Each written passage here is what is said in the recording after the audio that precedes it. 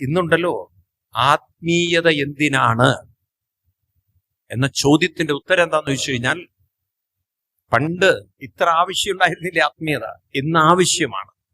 കാരണം ഇന്ന് അനാവശ്യ ചിന്തകളുടെ തീവ്രത കുറവാണോ കൂടുതലാണോ?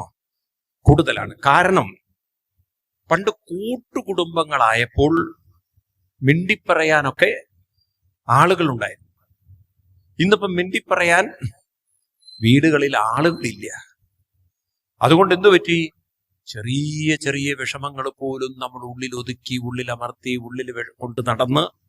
ഇപ്പൊ നോക്കൂ, പണ്ടൊക്കെ വീട്ടിലൊരു മരണം നടന്നാൽ അങ്ങോട്ടും ഇങ്ങോട്ടൊക്കെ കാണുന്നു, ആ വിഷമം പറയുന്നു, കുറെ കഴിഞ്ഞ് ആ ദുഃഖത്തിന്റെ തീവ്രത കുറയുന്നു. ഇന്നിപ്പം മരണം നടന്നാൽ മനസ്സിൽ നിന്ന് ആ വേദന മാറ്റാൻ പറ്റുന്നില്ല. കാരണം ആരോടും നമുക്ക് പങ്കുവെക്കാനില്ല.